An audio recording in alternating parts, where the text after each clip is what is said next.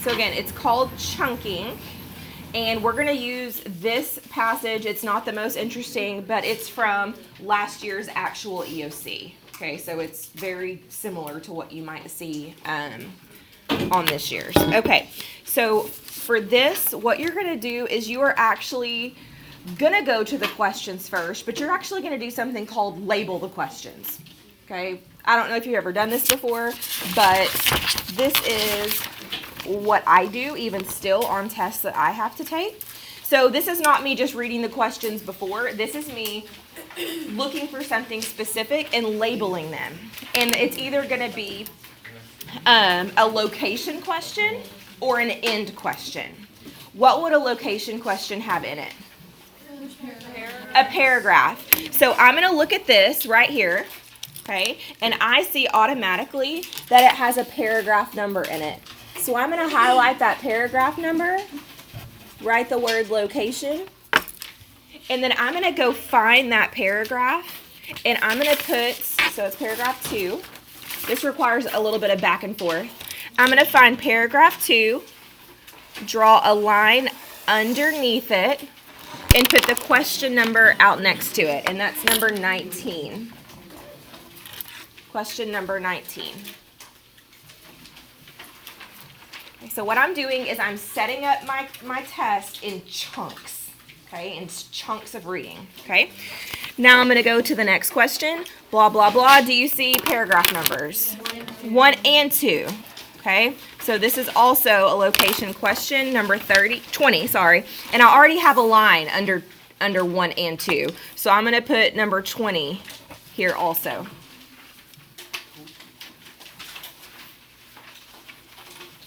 Okay, flip back. What do I have? A paragraph. Okay, so I'm going to go to paragraph 7, draw a line underneath it. Paragraph, where is paragraph 7? There we go. There we go. There we go. And put number 21. 21. Does anyone know how to keep the projector focused? Anybody? Robinson. Okay. Owen Wilson, see Miss Gomez. Okay, next question. Question 22.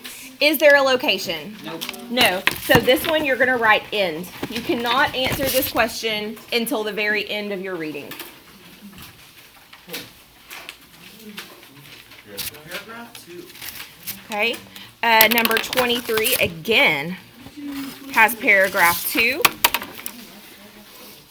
Lots of stuff in paragraph 2. Paragraph 2 must be really good. Must be a booger, right? Yeah. Okay. Looking again, number 24. 13 and 14. 13 and 14. That's number 24.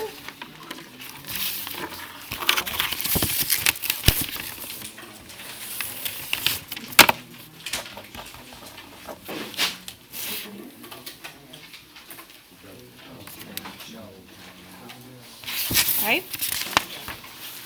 And last one, number 25. I don't have anything.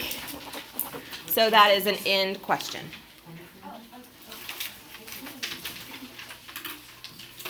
Okay, so essentially all I've done is I got the passage, I went straight to the questions, I looked at them and decided, do I have a location question or an end question, and I divided it up and put the question numbers. Okay, that's all you have to do to set up the test. All right, now what do you think we're going to do? Read it. Until when? Paragraph 2. Until the end of paragraph 2. And after we finish reading, we're going to go immediately to 19, 20, and 23 and answer those questions. So you're going to be answering questions out of order, okay? And that's fine because you want to answer a question that pertains with what you just read right then, so nothing else confuses you. Yes, ma'am? Am I recording it? Yeah. Oh, okay. I just didn't know. Yeah, it's recording. Just for absent people because they'll have to do this by themselves. Okay. All right, so let's read. It says, it's called Voyageurs. I believe this is fiction. It says, in morning mist on a northern river, a slab of stone tumbled from a boulder into the water, where it came to life and floated, turning into a sleek black head that swam in circles, dragging via ripples behind it. A beaver, I thought, as I watched from shore. But no sooner had I named it than the creature bobbed up and then dove, exposing a long neck and humped back and pointed tail. Not a beaver, I realized, but an otter. I was pleased to find a label for this animate scrap, as though by pinning the right word on the shapeshifter, I could hold it still. Presently, a second otter, then a third and fourth, broke free of the boulder and slithered down the mercury sheen of the river. They dove without a splash, their tails flipping up to gleam like wands in the early sunlight, and they surfaced so buoyantly that their forepaws and narrow shoulders lifted well out of the water. Then, one after another, they clambered back onto the rock and dove again over and over, like tireless children taking turns on a playground slide. Okay, go to number 19. Okay, so I still want to highlight important words in the question. So I have paragraph 2, but what am I looking for in paragraph 2? Clamored. Clamored. Okay, so what does it mean in paragraph 2? Now, it's important for you to not assume that you know, because words have multiple meanings. Okay, so depending on how it's used, there may be multiple true answers, but not according to the context. So I'm looking for the word clamored in 19. Then one after another, they clambered back and forth into the rock. Okay, so if I look back, what word in option A doesn't really make sense? Called. They're not talking to one another. So that's how I'm going to justify that being wrong, is the word called didn't happen there. Okay, B is climbed awkwardly on all fours. Let's talk about that one. Possibly, the word climb, possibly. Okay, clawed in search of something. Are they clawing? I don't think so. Okay, completed a complicated action. Maybe. Let's look one more time in context. The otters, they're out of the water, one after another. They clambered back and forth onto the rock and dove again. So they're climbing back and forth on the rock. That's not a very complicated action. So I'm saying that my answer is right because that goes with going back and forth on the rocks.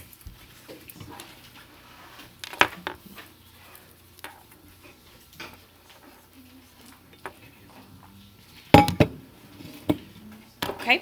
Question 20 also goes with what we read. The description of the otters in paragraph 1 and 2 suggests. So I'm looking at the description of the otters. How are they described? What word jumps out to you as automatically wrong? Hostile. What does hostile mean? Like dangerous, like they're gonna kill you. Yeah. Hostile means dangerous or like aggressive maybe, and they don't really act like that. If you don't know what this means, what would you do? You need to look it up, okay? If you don't know what a word means, that could very well trick you, okay? Luckily, in this case, it's wrong. What else kind of jumps out as wrong? Tense. They don't seem tense, right? So that gives me 2. Now, a lot of people look at these and think, well, these are kind of the same thing. So how can I differentiate them based upon the description of the otters? Like, what are they doing, essentially? What is this man watching them do?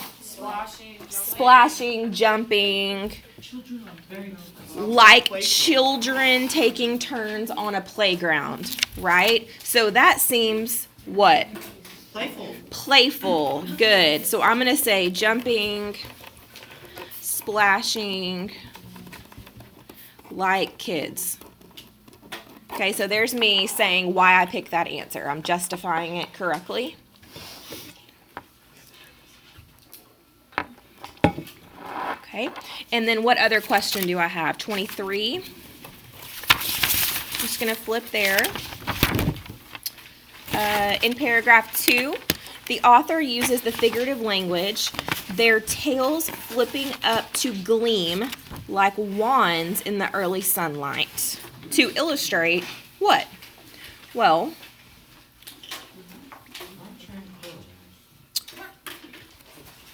What do y'all think? This one could be a hard one.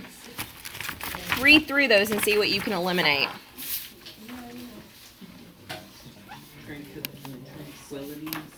What is tranquility?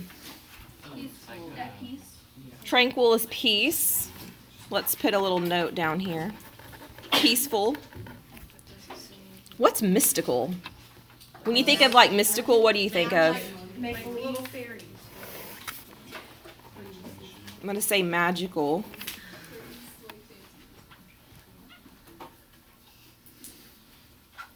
I think this is a hard question. What about mystical, though, makes it seem kind of wrong? Allure of the what? Morning. We're supposed to be focusing on who? The otters. So morning should knock that out for me. And because it says morning. Morning setting. There you go. Okay. So now I have two answers focusing on the otters. So which one best goes with their tails flipping up to gleam like wands in the early sunlight? Wand goes with magic. Wand goes with magic. That's a tricky one. I think some people would pick the opposite. Do you agree? Okay, so really look for the clues like what words in here can match something there. And to me, wands and magic go together. Does that make sense? Okay. All right, now what do we do? Yes. We go back and read to the next line, which isn't very much. Do you think that if you had read this entire thing and then wouldn't answer the questions, it would be more difficult to answer those questions? There's nothing else to confuse you from any answer choices that you haven't even read yet. Okay, here we go. My daughter Eva came to stand beside me, the hood of her parka drawn up against the cool of this July morning here in the North Woods on the boundary between Minnesota and Ontario. We passed her binoculars back and forth, marveling at these sleek, exuberant animals. Wouldn't you love to swim with them? She whispered. I'd love to sit on that boulder and let them do the swimming, I answered. If only they'd let us. Always quick to notice the flicker of life, Eva had spent the past 2 summers studying birds with a research team, and now, halfway through college, she had become a disciplined as well as passionate observer. Science had complicated her vision without lessening her delight in other creatures. Okay, let's go to 21. In paragraph 7, the author includes the information about his daughter's studies primarily. What's primarily mean? Primarily. If it's the primary book, it's the mainly.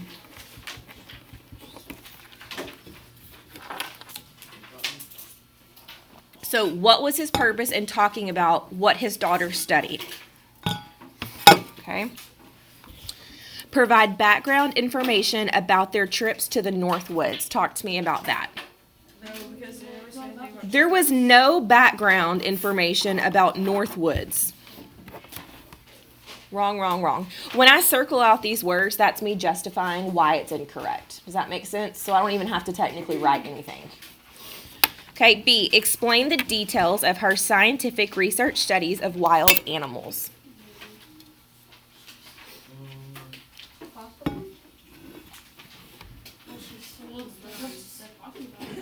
They do talk about it. Let's keep going. Indicate that delight in nature need not disappear with scientific knowledge. Not sure. Okay. D, show that scientific knowledge has the ability to transform our attitudes about life. Okay. So we're not transforming ourselves. Okay, so I'm stuck between B and C. Let's go back and see what he really says. Always quick to notice the flicker of life, she spent the past 2 summers studying birds with a research team. Halfway through college, she had become disciplined and passionate observer. Science had complicated her vision without lessening her delight in other creatures. Okay, so 21. Why does he tell us about her studies? Shows scientific knowledge. Do we have a lot of details about her studies? It just says that she did it. right? So details is going to make that wrong, okay? It should be delight in nature, C, because he says here, without lessening her delight in creatures. Okay, that's a harder question, I think.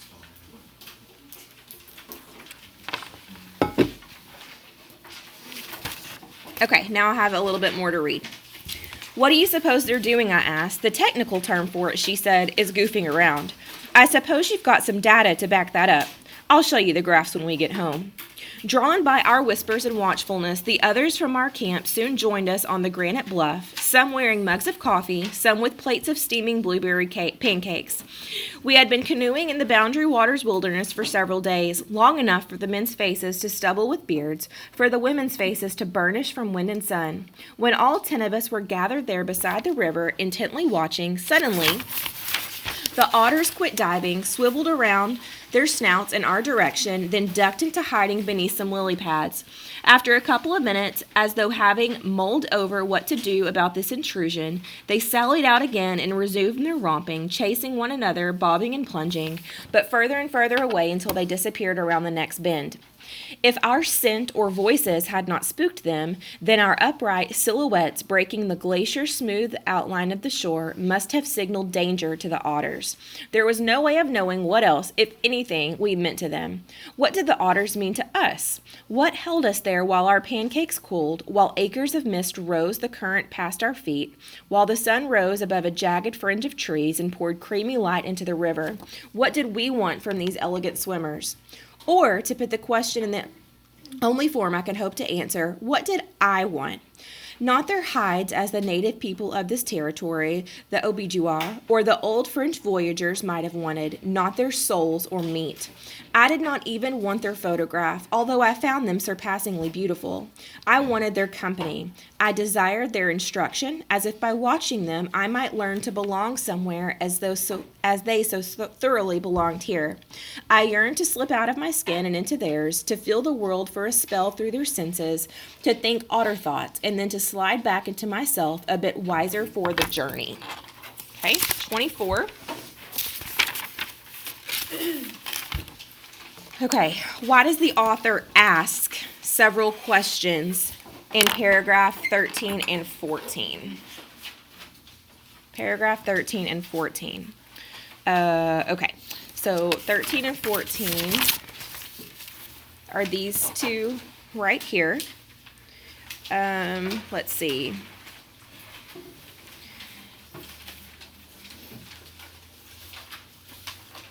Okay, so 13 and 14. I don't think it would be us because he doesn't really have a lot of disagreement. Okay, that's a good point. To analyze his disagreements. I don't remember him disagreeing about anything. That's a good point, Shannon. Okay, what else? What else seems just wrong? H talks about humankind harming nature. Yeah, was there any harming going on? No. Okay. To evaluate his reasons for worrying about the creatures before him. To explore his motivations for continuing to stand by the river. He wasn't worrying. There was no worrying. J should be our answer. When he's continuing there, he says he's letting his pancakes get cold. He's basically just standing there staring at them in awe. And is questioning, like, why am I so taken aback by these animals? Okay, almost done.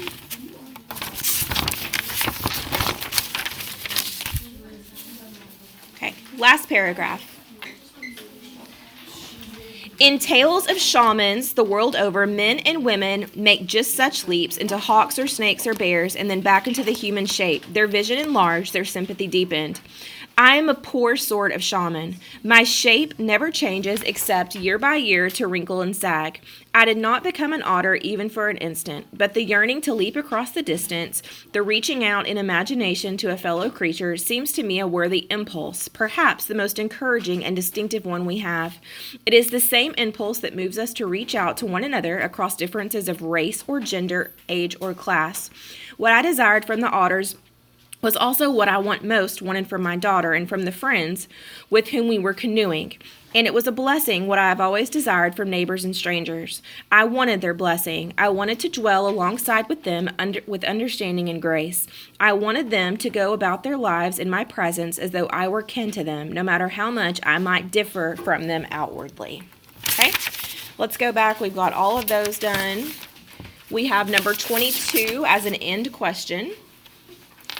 Which quote best illustrates the author's yearning? What's yearning? If you yearn for something, you... Attract to it? Yeah, you want it. Okay, so yearning is like wanting. Wanting for connection with the world. The author's connection with the world, okay? Science had complicated her vision without lessening her delight in other creatures. Why is this wrong? And that's not the author. Who is this about? Yeah, this is about the daughter.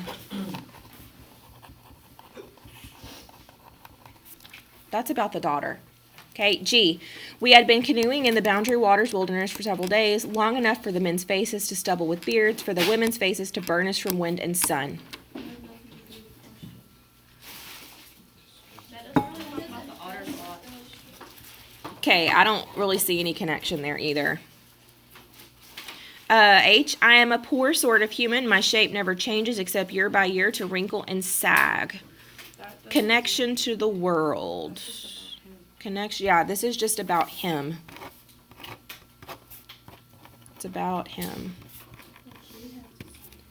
Okay, I desired their instruction as if by watching them I might learn to belong somewhere as they so thoroughly belonged here. Yeah, he wants to connect to learn from them. Okay, J is my answer.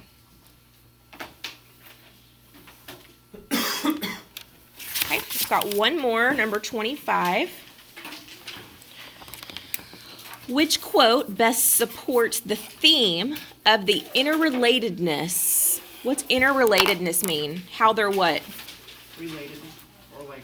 How they're related or connected to each other, right?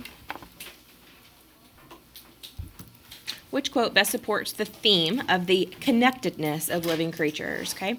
I was pleased to find a label for this animate scrap, as though by pinning the right word on the shapeshifter, I could hold it still. I don't see any type of interrelatedness going on. Do y'all? No. I don't see any connection there. Okay. I'd love to sit on that boulder and let them do the swimming, I answered. No, that's just a random. Swimming, yeah, I don't know anything about that. Drawn by our whispers and watchfulness, the others from our camp soon joined us on the granite bluff, some bearing mugs of coffee, some with plates of blueberry pancakes. That doesn't talk about the living creatures. Yeah, there's no living creatures here. This is about the people. Okay. I wanted them to go about their lives in my presence as though I were kin to them, no matter how much I might differ from them outwardly. Yes, it talks about the otter's life and his life. So that's a connection, right? I and them. Okay, D is our answer.